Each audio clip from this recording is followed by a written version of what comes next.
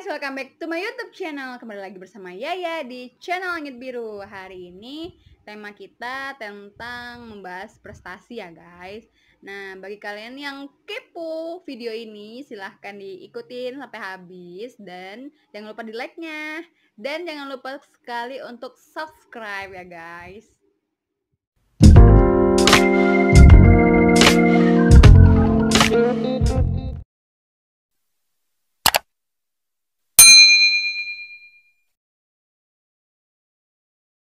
Oke, nah sebelumnya kita nanya dulu nih sama abangnya.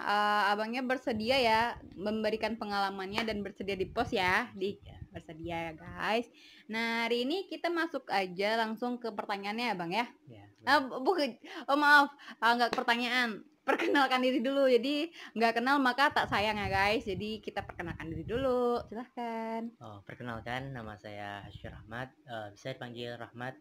Saya mahasiswa dari Universitas Negeri Padang, jurusan Matematika, Prodi Pendidikan Matematika. Baik, ini prodi matematika ya. Jadi isu-isunya nih dapat kabar. Ini abangnya dulu emang dari kecil emang pengen jurusan matematik gitu ya? Kalau dari kecil dulu bercita-cita sebagai dokter. Oh dokter. Jadi kenapa bisa jadi ngambil matematik gitu? Berawal dari kisah waktu SD, waktu kelas 6 itu nilai matematika saya tuh terus naik gitu. Jadi saya mendapat pujian dari kepala sekolah di SD saya. Nah, jadi saya termotivasi gitu. Oh gitu. Dan dilanjutkan juga saat SMP, saya jadi siswa terfavorit di waktu SMP saya. Oh gitu. Jadi dari SD ada dorongan, ada SMP ada dorongan, dan akhirnya sekarang ini kan. Oh jadi intinya karena ada dorongan dari guru ya guys ya gitu ya. Oh baik. Nah ini sebelumnya abang ambil jurusan matematiknya. Nah ini waktu ambil jurusan matematik dan masuk ke universitas negeri itu melalui jalur apa? Kemarin itu saya lulus di jalur SBMPTN. Wow, SNPTN ya, jalur umum berarti ya? Iya. Oh gitu. Nah ini tips and trick untuk lulus SNMPTN itu kayak gimana sih? Bener nggak sih isu-isunya itu untung-untungan atau emang kita harus usaha gitu loh atau gimana? Kalau SBMPTN mungkin itu ada tergantung apa jurusan kita yang kita ambil dan berapa peluang atau kapasitas yang diperlukan oleh mahasiswa, kapasitas passing grade gitu ya? Passing grade itu. Oh gitu. Nah ini matematika ini pilihan keberapa nih? Kemarin kalau SNMPTN itu kan ada, kalau yang IPA ada yang IPA IPS itu ada 3 gitu ya? Atau masih sama gitu ya? Ya, masih sama. Oh masih sama. Itu ada 3 pilihan berarti? Iya. Nah ini matematika yang ini nih pilihan keberapa nih? Kedua. Oh pilihan kedua ya? Pilihan pertamanya apa? Sebenarnya saya memilih ke semua 1, 2, 3 itu matematika, tapi universitas saja yang berbeda. Oh gitu, universitasnya. Oh jadi ketiga-tiganya matematik gitu ya? Nah jadi untuk abangnya kan lulus melalui jalur umum gitu ya? Nah itu jalur umum, motivasi abang untuk lulus jalur umum itu apa sih motivasinya? Bisa dibagi ke teman-teman gitu? Motivasinya tuh rajin-rajin belajar, terus kejar mimpi. Jika kita ingin masuk ke universitas, universitas itu adalah universitas ternama, jadi kita harus giat terus belajarnya tuh. Jangan malas-malasan untuk belajar. Mungkin itu. Jadi sebelum hari ujiannya itu dalam 1 kali sehari itu belajarnya berapa kali gitu? Dalam 1 hari berapa kali belajarnya gitu maksudnya guys? Nah kemarin itu sebelumnya juga udah belajar bahas soal, tapi hamin seminggu itu difullin untuk belajar itu, untuk ngejaga semua soal-soalnya tuh. Dan 1 hari menjelang hari H itu istirahat itu. Karena kenapa otak itu kan juga perlu istirahat itu. Betul. Kita udah belajar sampai mati-matian sama hamin seminggu. Nah, jadi kita harus ada refreshing 1 hari itu. 1 hari itu saya gunakan seperti main game dan sebagainya sebagai sterilisasi otak kita itu. Jadi setelah saat ujian itu akan refresh kembali kita. Mungkin itu. Gitu. Jadi intinya sebelum-sebelumnya udah belajar juga gitu ya. Jadi kalau misalkan besok mau ujian, jadi hari ini tuh jangan terlalu diporsir gitu ya. Jadi kita istirahatkan otaknya, jadi besoknya jadi fresh gitu untuk buat ujian gitu ya. Nah, gitu. Jadi saya dapat kabar nih, abangnya itu pernah ikut lomba nasional ya matematiknya ya. Iya. Nah itu motivasinya kayak gimana tuh? Ceritanya kayak gimana tuh? Ceritanya tuh awalnya cuma sharing-sharing di internet ya tuh. Lomba-lomba matematika dan sebagainya tuh. Nah, terlihat ada salah satu universitas Riau mengadakan satu lomba namanya tuh MIPA Expo tuh. Ada jurusan matematika, fisika, kimia, biologi dan lainnya tuh. Gitu. Jadi semua jurusan gitu ya? Iya. Nah, jadi khusus abangnya khusus matematik gitu ya? Iya. Gitu. Terus? Setelah itu saya mendaftar ada 3 sesi saat lomba itu. Pertama itu babak penyisihan, semifinal dan final. Pas yang untuk babak penyisihan ini menggunakan via online itu. Gitu, via online. Kemudian? Setelah via online ini sistemnya itu kita diberikan satu soal sebanyak 20 buah. Itu dibuat secara esai dan dikirim PDF-nya ke email kepanitianya tuh. Gitu. Terus yang ketiga? Setelah babak penyisihan itu akan dipilih sebanyak 20 orang yang menuju ke final tuh. Untuk semifinal ini kita harus bersedia datang ke universitasnya tuh sama dengan final. Jadi yang 20 orang ini berbeda jurusan semuanya berarti ya? Enggak matematika doang ya? 20 orang itu per bidang ya tuh. Per bidang. Nah itu ternyata kepilih gitu ya untuk jadi perwakilan Universitas Padang itu ke Riau gitu. Berapa orang itu Bang yang ikut kemarin? Kemarin tuh yang dari universitas sebanyak 4 orang ya Pak. 4 orang. Itu yang 4 orang ini apa aja nih ininya? Matematika 3 orang dan 1 fisika. Gitu. Itu sudah nasional ya berarti ya? Iya. Nasional. Dan bagian kampus Padang itu dapat juara berapa tuh? Perwakilan dari Padang.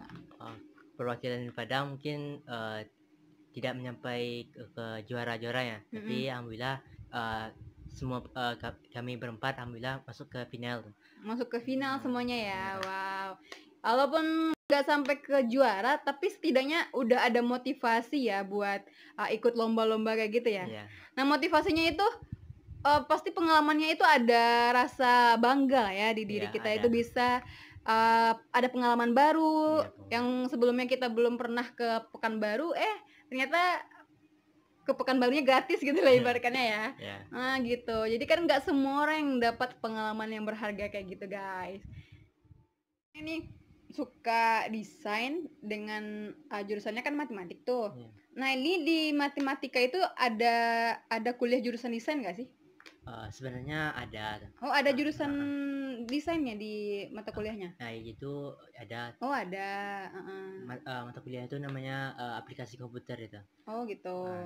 Kenapa saya tertarik dalam desain, menggabungkan desain dan matematika? Kita kan mengetahui kan juga membuat satu media pembelajaran kan, yaitu membuat PPT lah. Jadi dalam PPT itu kita membuat kreativitas kita lah, menggunakan desain-desain yang menarik lah, agar menarik perhatian pada partisipannya. Gitu, baik. Jadi di sini kalau misalkan untuk desain itu ada hubungannya ya, sedikit ada hubungannya gitu dengan matematik ya. Jadi bermanfaat juga ya hobi dengan apa yang kita jalani gitu ya. Jadi isu-isunya nih kemarin itu abang pernah ngetekin aku ini ya, apa namanya tuh kayak pamflet gitu ya, yang seminar online gitu ya. Sejenis. Nah sejenis seminar online itu kayak gimana tuh?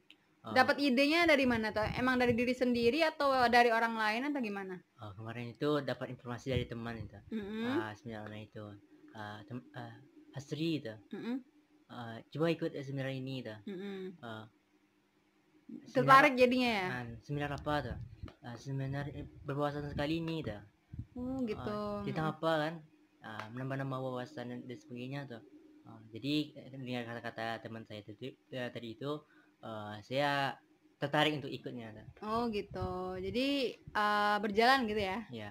Jadi itu kayak kuliah online itu kayak di video call gitu atau memang materinya doang yang di-share atau kayak gimana? Seminar online itu sejenis pematerinya itu ada 2 macam. Pertama cara mengetik gitu. Pemateri itu mengetik materi-materinya tuh. Kemudian? Cara kedua itu menggunakan voice tuh. Oh voice. Gitu. Jadi udah jalan berarti ya. Oh, ya. Dan itu sangat bermanfaat sekali untuk membagi ilmu berarti ya. Iya. Baik. Itu ada juga kabar nih abang ini juga ngajar privat gitu ya? Oh ya. Nah, privatnya privat kelas berapa nih? Kemarin itu privat untuk anak SD. Anak SD kemudian? Anak SD semuanya? Cuman satu doang atau gimana? Satu doang. Itu jadi kita dapat ilmu dan dibagikan juga ya, ilmu yang bermanfaat. Pertanyaan yang terakhir nih guys, ini isu-isunya juga nih. Abang Hasri ini juga pernah dapat beasiswa dari Bank Indonesia ya? Bukan, tapi sedang itu. Ya, nah jadi itu gimana tuh motivasinya dan trik and trick buat dapat beasiswa itu kayak gimana sih? Motivasinya mungkin sama dengan kasus tadi. Pertama itu ada ajakan itu, ada pamflet dari jurusan. Jurusan ada menerima beasiswa, ada beasiswa nih tuh. Beasiswa apa tuh Bank Indonesia tuh. Oh gitu. Jadi karena tertarik melihat skill-skillnya dan tertarik itu ikut mencobanya tuh. Oh gitu. Jadi intinya dari kita yang aktif ya buat mencari informasi gitu ya. Iya. Nah jadi kan kalau misalkan beasiswa itu ada kayak ikut ujian kayak gitu ya. Iya. Nah itu kan seperti wawancara itu bisa dikasih bocoran nggak sih apa-apa aja sih garis besar yang ditanya atau gimana gitu biar teman-teman ini juga tahu. Jadi bisa kalau misalkan dapat itu kan bisa mempersiapkan diri juga gitu loh. Kalau pertama-tama itu untuk mendaftarkan beasiswa Bank Indonesia ini ada beberapa tahap-tahap yang harus dilakukan itu. Pertama yaitu pendaftaran itu. Sekaligus memasukkan berkas-berkas administrasi itu. Oh ya. Setelah itu dipilih dan disaring dari jurusan dulu tuh. Oh dari jurusan. Jadi semua jurusan ya? Iya. Semua. Enggak semua jurusan. Jadi tapi ada jurusan-jurusan tertentu yang telah ditetapkan oleh Bank Indonesia. Oh gitu. Jadi udah ditetapin dari Bank Indonesianya berarti ya. Pertama-tama itu seleksi di jurusan.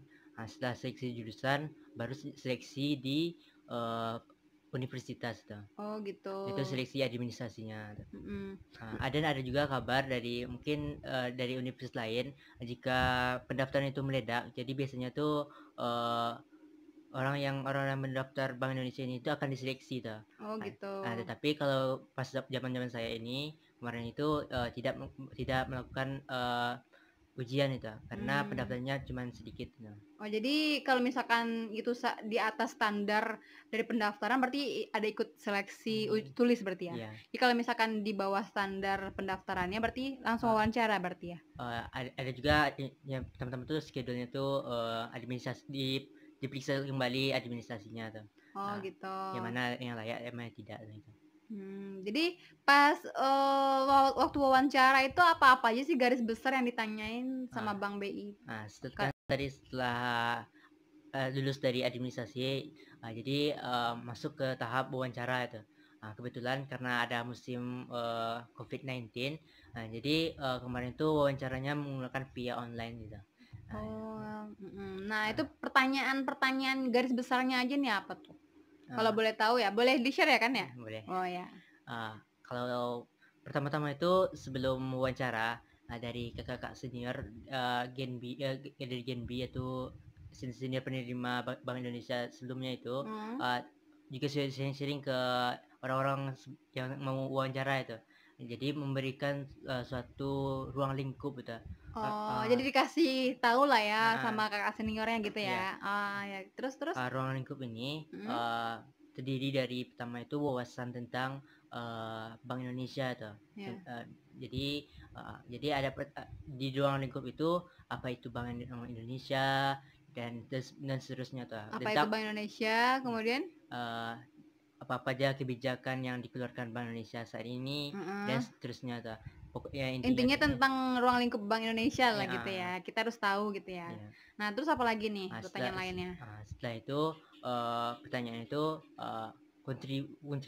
kontribusi apa yang Anda lakukan setelah mendapatkan beasiswa. Oh gitu. Nah, jadi yang selanjutnya itu apakah Anda layak apa yang membuat Anda layak untuk mendapatkan itu. Ini. Gitu. Terus apa lagi? Mungkin itu. Mungkin garis besarnya pertanyaannya gitu ya guys. Jadi kalau misalkan dari kalian yang ada dapat informasi tentang itu, bisa dicoba juga ya guys ya. Jadi intinya kita jangan malas mencari informasi ya. Jadi sebagai mahasiswa itu kita harus aktif buat mencari informasi ya.